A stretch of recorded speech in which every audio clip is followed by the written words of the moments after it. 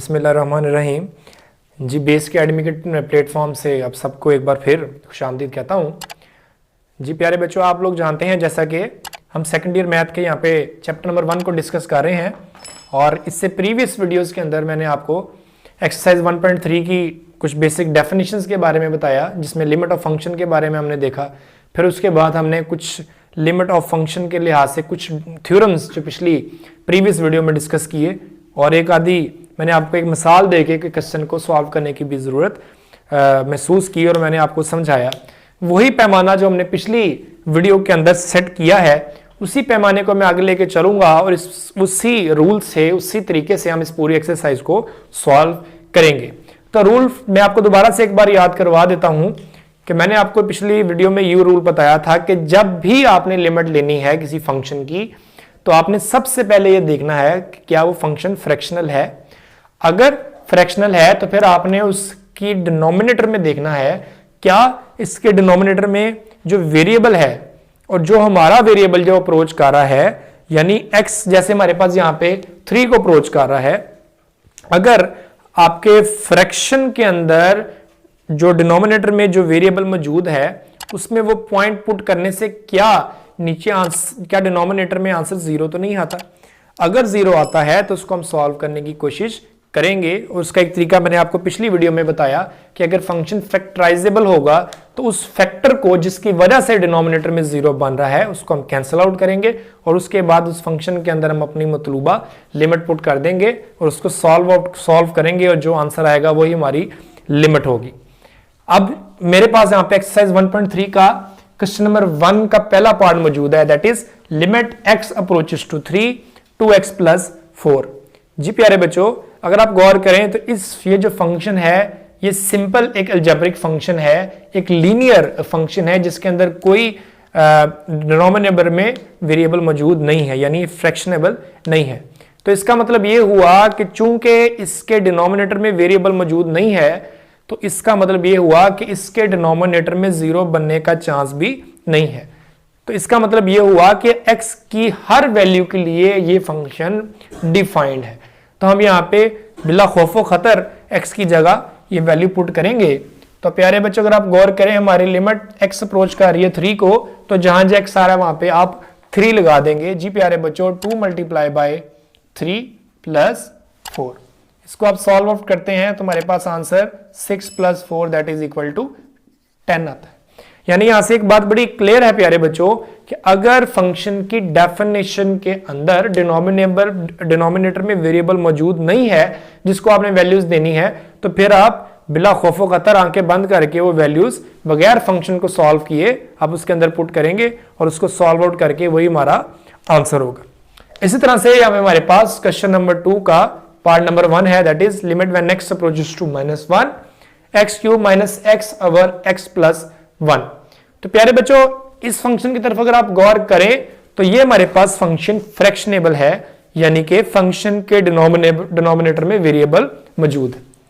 अब यहां से आपने ये चेक करना है कि क्या इस फंक्शन में के डिनोमिनेटर में जो वेरिएबल है क्या इसको वैल्यू देने से क्या डिनोमिनेटर में 0 बनता है।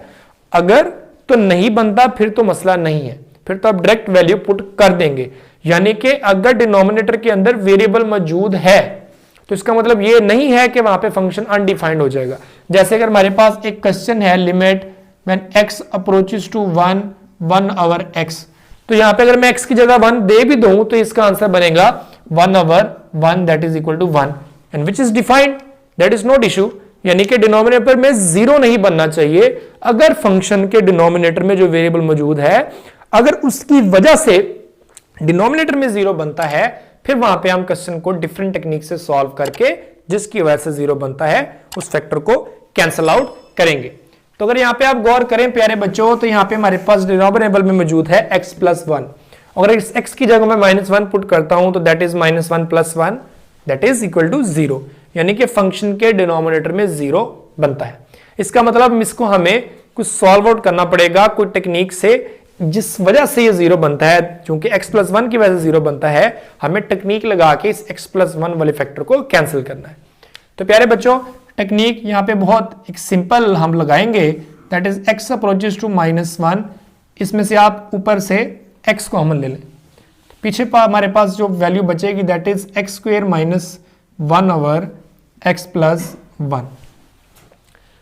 इसके बाद limit when x approaches to -1 x, और यहां पे चूंकि आप लोग जानते हैं एक्स स्क्वायर माइनस 1 एक फैक्टराइजेबल फंक्शन है, तो इसके हम फैक्टर्स यहां पे बनाएंगे जो कि x प्लस 1 और x माइनस 1 और नीचे x प्लस 1 वैसे का वैसे। जी प्यारे बच्चों, यहां पे हम x प्लस 1 को x प्लस 1 से कैंसिल आउट कर देंगे और यही हमारा मतलूबा हदफ है कि जिसकी वजह से नीचे 0 बन रहा था उस फैक्टर को आपने कैंसिल आउट कर देना, जो कि यहां पे हम कैंसिल आउट कर चुके हैं।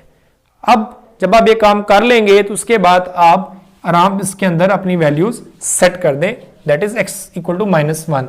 तो जहां जहां x आ रहा है वहां पे आप -1 पुट करें, -1 into -1 that is equal to -1 into -2 and that is equal to +2। तो इस तरह से प्यारे बच्चों अगर हमारे पास फैक्टराइजेबल फंक्शन आता है, फैक्टराइजेबल अलजेब्रिक फंक्शन, तो इस तरह से फैक्टर बना के उसको सॉल्व आउट कर सकते हैं। इसी तरह से प्यारे बच्चों मैंने आपके लिए एक और यहाँ पे फैक्टराइजेबल फंक्शन की एग्जांपल लिखी है, that is limit when x approaches to x³ minus 8 over x² plus x minus 6। तो जी हाँ प्यारे बच्चों, वही हम अपना पैमाना, वही अपना एक रूल हम अप्लाई यहाँ पे करेंगे कि क्या पुट करने से नीचे 0 तो नहीं बनता। अगर आप पुट करके देखें x की जगह 2 दैट इज 2 और x के ऊपर चूंकि स्क्वायर है तो 2 का स्क्वायर प्लस x की जगह पे 2 और -6 एज इट इज। तो प्यारे बच्चों अगर यहाँ पे गौर करें 2 का square 4 plus 2 -6 that is 4 plus 2 6 -6 that is equal to 0। तो अगर आप गौर करें प्यारे बच्चों कि अगर यहाँ पे हम x की जगह डायरेक्ट 2 पुट करते हैं तो हमारे पास आंसर 0 बनता है। तो ये आपने सबसे पहले चेक कर लिया करना है कि क्या पुट करने से 0 तो नहीं बनता। हर फंक्शन को सॉल्व आउट करने की जरूरत नहीं होती। अगर डिनोमिनेटर में पुट करने से डायरेक्ट 0 नहीं बनता तो आप फिर बिला खौफ खतर, बेशक फंक्शन फ्रैक्शनेबल है, आप उसमें लिमिट पुट कर सकते हैं, but yes if denominator equal to 0 then we will solve out it, जैसे इस सवाल में। तो इसको हम कैसे सॉल्व करेंगे प्यारे बच्चों? तरीका बहुत सिंपल कि limit x approaches to 2 x³ minus 8 को आप लिख सकते हैं 2 का क्यूब, और नीचे आपके पास एक क्वाड्रेटिक फैक्टर आ रहा है जिसके आप फैक्टर्स बना सकते हैं, जो कि आपने फर्स्ट ईयर में और मैट्रिक के अंदर बड़े पढ़े हुए हैं। इसके फैक्टर्स अगर हम यहाँ पे बनाएं तो ये बनेंगे that is 3x minus 2x minus 6।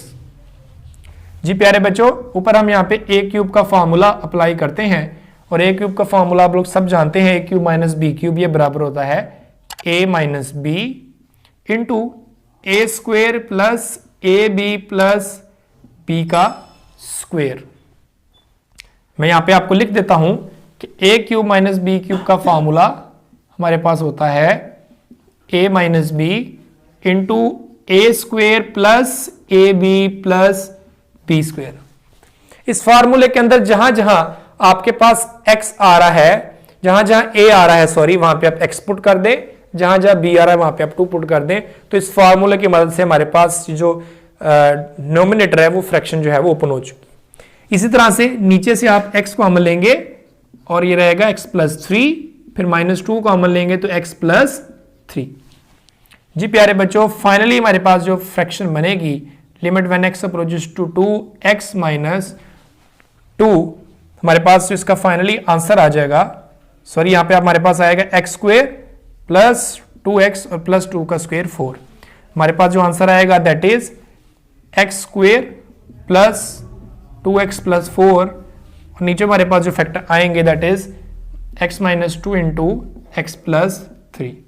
ये x माइनस 2 से कैंसिल, तो फाइनली हमारे पास जो फैक्टर बचा that is limit when x approaches to 2 x² plus 2x plus 4 over x plus 3। जी प्यारे बच्चों, अगर आप अब यहां पे आप वैल्यू पुट करके देखें नीचे, तो नीचे डिनोमिनेटर में 2 प्लस 3 5 दैट इज 0 नहीं आएगा। तो यहां से एक और बात भी आपके सामने आई जो आपके लिए समझना बहुत जरूरी है कि जब हमने फंक्शन के शुरू में डायरेक्ट 2 पुट करके देखा तो डिनोमिनेटर में 0 बन रहा था, लेकिन जब हमने इसके फैक्टर्स बनाए तो हमारे पास चूंकि ये क्वाड्रेटिक था, इसके 2 फैक्टर्स बने और हमने देखा इस x-2 की वजह से ये 0 बनता था।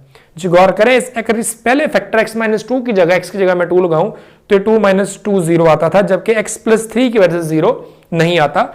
उसका मतलब ये हुआ कि अगर हमारे पास क्वाड्रेटिक इक्वेशन आती है या क्यूबिक इक्वेशन आती है तो हम उसके फैक्टर बनाएंगे और उनके फैक्टर्स में से वो फैक्टर जिसकी वजह से डिनोमिनेटर में वेरी आंसर 0 आता है उस फैक्टर को कैंसिल करेंगे और बाकी जो हमारे पास सवाल बचेगा उसके अंदर हम x की जगह वैल्यू पुट कर देंगे और वही हमारा आंसर होगा। यानी कि पूरी फ्रैक्शन की वजह से लाजमी नहीं आंसर 0 बन रहा हो, यानी उसके फैक्टर बनाएंगे और जिस फैक्टर की वजह से 0 बन रहा है उस फैक्टर को हम कैंसिल आउट करके उस बाकी जो बचेगा उसके अंदर फंक्शन की वैल्यू पुट कर देंगे। तो यहां पे आप वैल्यू लगाएं 2 का square plus 2 × 2 plus 4 over 2 + 3 that is equal to 4 + 4 + 4 over 5 that is equal to 12 over 5। तो ये हमारा मतलूबा